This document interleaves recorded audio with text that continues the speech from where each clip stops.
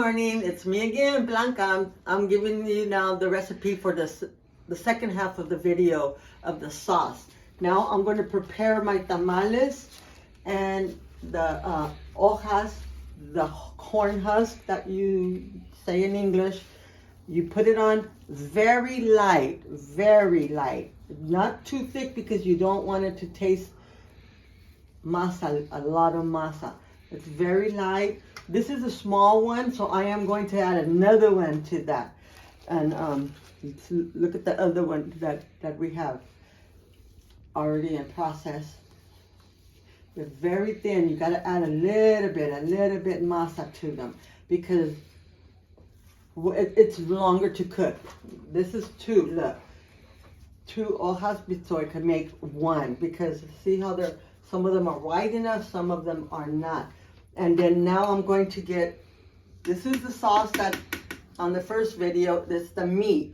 You put a spoon of meat, and these are the ingredients. I put 1 onion, slice them up very thin, 3 squashes, and like 4 or 5 potatoes, really thin. Bell pepper, really thin. Everything's going to be really thin because you don't want it to be really thick so that it fits on the thing. And then olives and your chili, your cheese. Last but not least, your cheese. You add the cheese, you add one. I add like 2. And you put a squash and an olive.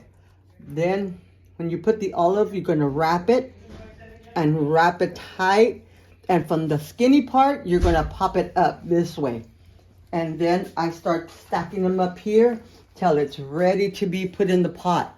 And main thing, don't forget to put, you need to get these pots that have the water stopper so that's going to make the vapor to your tamales. So this is going to stop right there and you make sure you put the water in first so that you don't forget to put your water in. This paper, it's called interfold wax paper. I put this on it because the tamales are usually really watery, and so they won't lose the juice or the cheese or anything. I wrap them like this, and then I start stacking them in a circle. I start stacking them in first layer, push it down and show them. This is the first layer, and then the second layer, I'm stacking the second layer now. I don't advise you to lay them down because the juice is going to come out, the cheese will come out, and it'll be a big mess. But keep them standing up if you can. You can do the pork ones laying down because that doesn't come out too much. And then what you do, I get a paper at the end of I get a bag from Stater Brothers, whatever store you want to get it from, and I wrap it on the top. First, I get all my extra hojas, the corn husk, and I layered it like this. I put it all on the top, all the way around. Then I put this on the paper, and you know what this is? I usually put 2 papers, one on one side, one on the other, and then I get one of my kitchen cloths. Where do I have it? I'll just say this one, the kitchen cloth. I put this one right on top of all of it.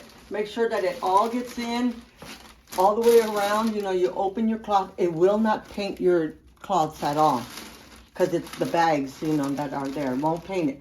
And then you put your lid on it. And I like to put the rim of it foil paper just to keep the lid tight to the pot. So the steam, the main purpose is the steam. Finish, and I'm going to cover all my pot with the hojas, the remaining hojas. And this is just the purpose of keeping the steam in, keeping the steam inside the pot, because that's what it's all about. Then I'm going to get the bag like I told you. I use my Stater Brothers. And don't worry, it won't bleed. The writing will not bleed on there. And then I put it on the other side. So I put 2 on there so that it can stay vaporcito. There. And then I'm gonna put this cloth, this dishcloth around the whole thing and just like hug it so that it could stay. And then I put the lid on it like this. Make sure that it's nice and tight. And then I like to put the foil paper and squeeze it around just on the lid side. Look, I'm gonna squeeze it just to keep the pot tight, nice and tight. Look. And that's when you put it on the stove, it's nice and tight. David, around just so that the steam could stay in.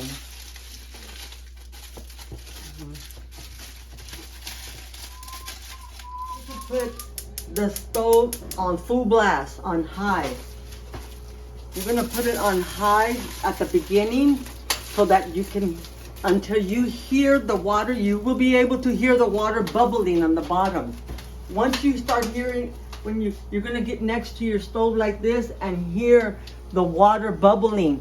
Once it starts bubbling, you put it on a little bit higher than medium, on medium, and let it cook for 3.5 hours. Only the turkey ones, 3.5 hours, because it's got the vegetables and all that in there.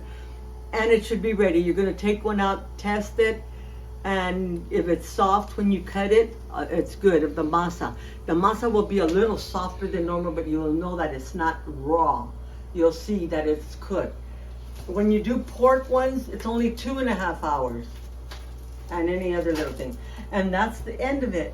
We're taking out a tamale, the finished product.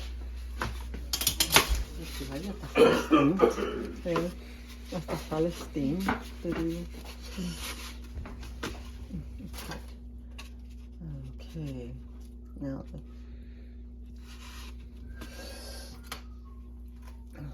the hot. Oh, look it. Oh yeah, it's ready. Look at that. Yummy, yummy. Finished product.